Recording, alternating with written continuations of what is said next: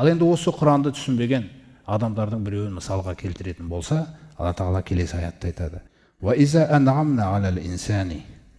Құраннан алыс, ақыретті танымайтын, түпкі мақсаты осы дүние болған адамға қандай да бір жақсылық жасасақ, бір нығметімізге бөлесек, бір денсаулығын артық берсек, бір мансабын артық берсек, бір мал дүниесін артық беріп қалсақ, балаларын көп қылып жіберсек басқаларға қарағанда, онда ағарада теріс айнала салады дейді бізден. Теріс айналады деген сөз өзімен байланыстырады бәрін. Мен енді өзім көп оқыған едім деген сөзді әңгімені айтып бастайды. Көп зерттеген едім өзі. Бала кезімде де өзі бір ерекше болып едім.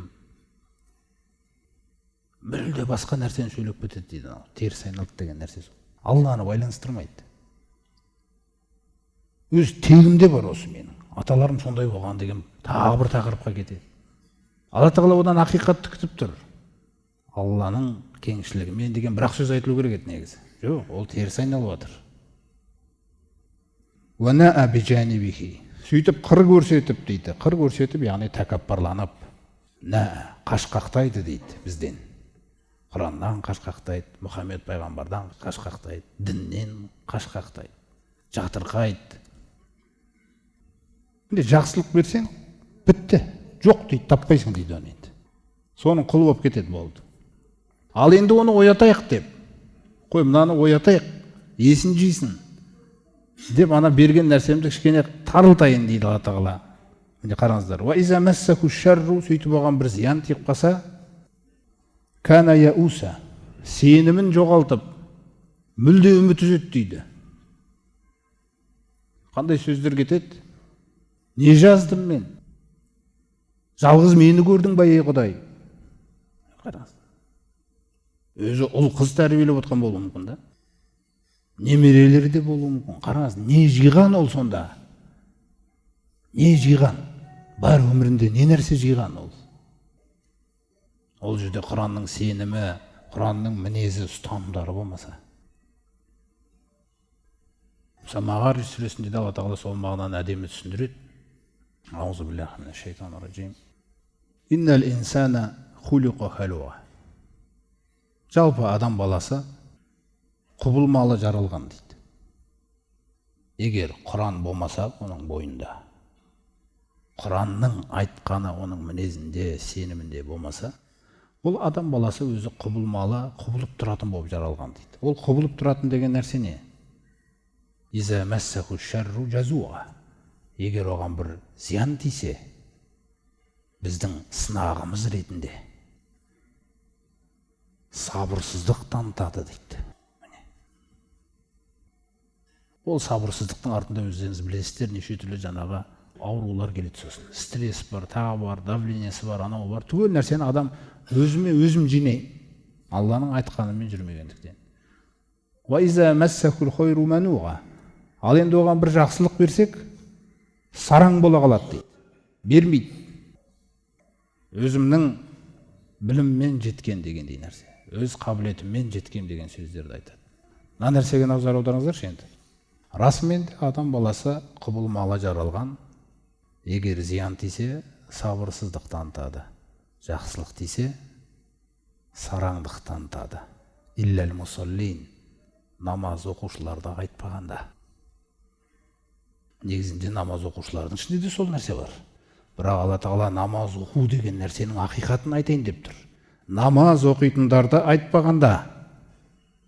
Сосын біз айтатын болсақ, альхамдулилля біз намаз оқып жүрміз ғой, біз емес екен ғой десек, Алла Тағала жоқ. Қазір бірнеше сипаттарды айтам дейді. Сол сипаттар бар намаз оқушыны айтпағанда. Көбі намаздың несін қалай көтеріп жатыр? Біріншіден ол кімдер? Әллазинахум аля салатихим даимун. Олар өздерінің намаздарын әрдайым оқитындар.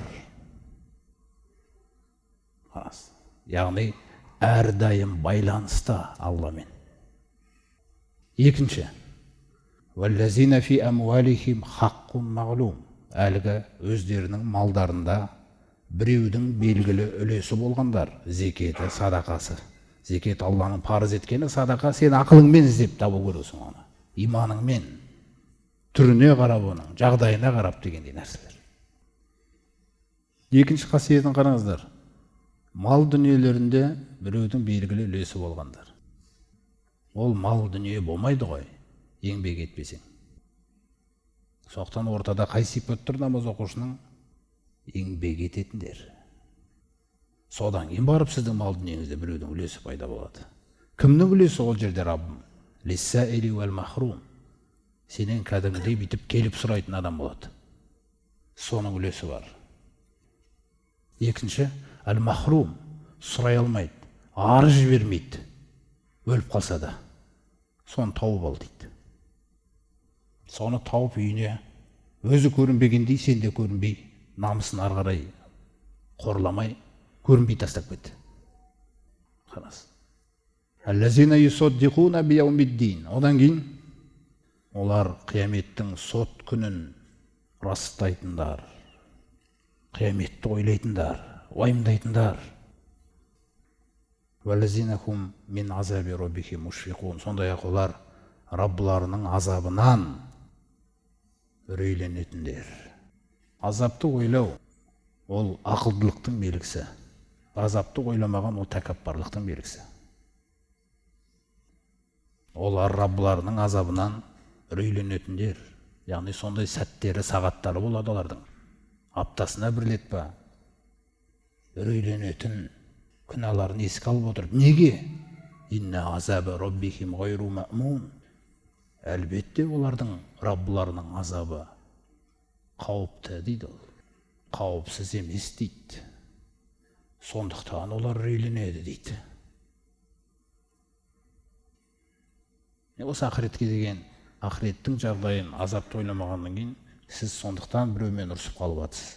Бір туысқаныңызбен араласпай жүргеніңізге 1 жыл болған, өйткені сіз ақырет жоқ, сенің азаптан қорқу деген мүлде жоқ сізде. Есіңізде болсын, азаптан қорықсаңыз қазір барып кешірім сұрай саласыз содан. Ол кінәлі болса да. Қара, Алланың азабы қалай емдейді. Бұл сондай абыройлы қорқу. Ол азапты естіген кезде қорқасың, жаныңды кәдімгідей емдеп өзінің орнына түсіріп жібереді. Дауысыңды бәсеңдетіп тастайды. Дұғада жалынып бастайсың. Хауфан ва томаға деп өзі Құранда айтқандай, қорыққан түрде азабынан, рахымын үміт еткен түрде, Раббым.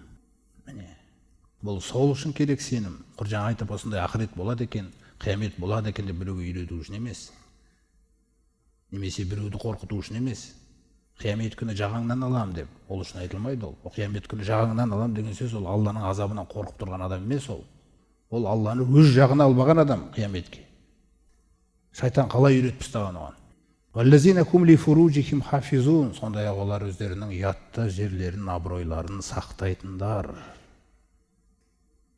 Илля ала азважихим ау ма малакат айманухум фа иннахум гайру малумин. Өздерінің әйелдерін айтпағанда некедегі. Бұл үшін олар жазғырылмайды. Екеуі төсекте рұқсат етілген қандай да бір жаңағындай романтикалық жағдайларды жасап атса да жазғырылмайды. Бір-біріне адал болғандықтан. Фамани бутага вара азалика фаулайка хумул адун. Ал кім-кім бұдан басқа жолдарды іздейтін болса, онда міне олар шектен шыққандар. Оларды амалдарын тіркеп қоямыз деп жатыр. Одан кейін ол қандай? Намаз оқушы.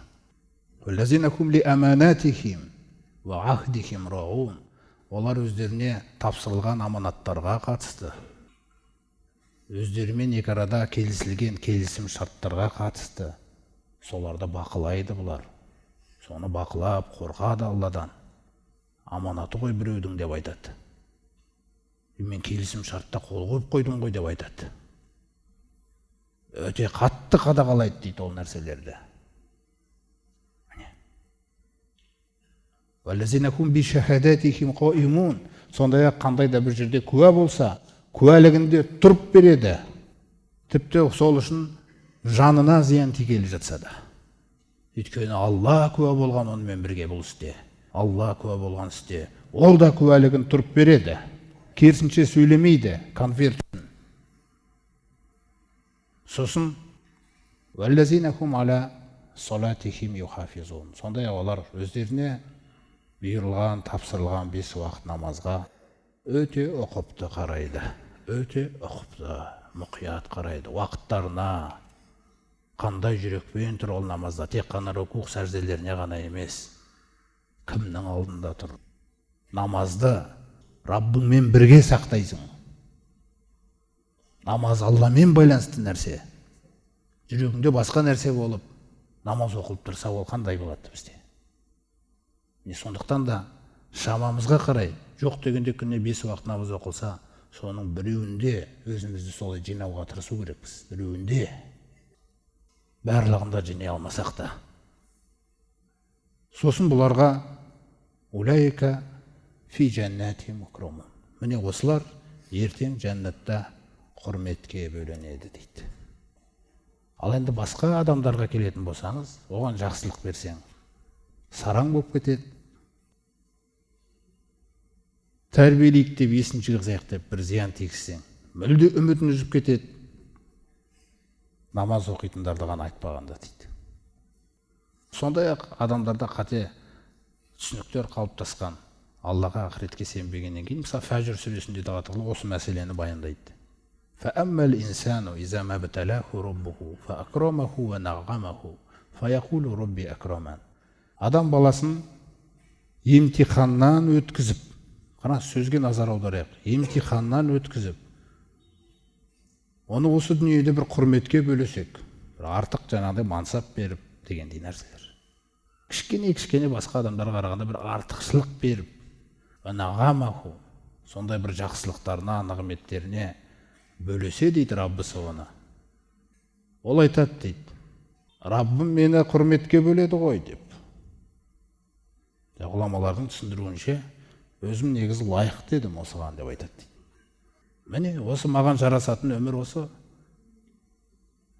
Мені ұмытпапты Раббым, құрметке бөледі мені. Осылай жүруді қалайды, осылай түсінеді. Алла Тағала аяттың басында айтады, сынақтан өткізіп дейді. Ол құрмет емес, ол сынақ. Кімге бүгін байлық берілді? Ол сынақ. Кімге бүгін билік берілді? Ол сынақ. Не істер екен? Сөйтіп оланы түсінбей, арғарай үріліп кетіп баратқаннан кейін оны кішкене орнына түсіру үшін وَأَمَّا إِذَا مَبْتَلَاهُ فَقَدَرَ عَلَيْهِ رِزْقَهُ. Сөйтіп оны қайтадан сынақтан өткізіп, кішкене жаңағы берген нәрсесін тарылтып қалса Раббысы оған. فَيَقُولُ رَبِّي أَخَانًا. Раббым мені қорлады ғой деп айтады дейді. Міне адам. Сонда Алла Тағала айтады, бұл дүниеде беріліп жатқан нәрсе, ол құрмет емес. Ол тек сынақ.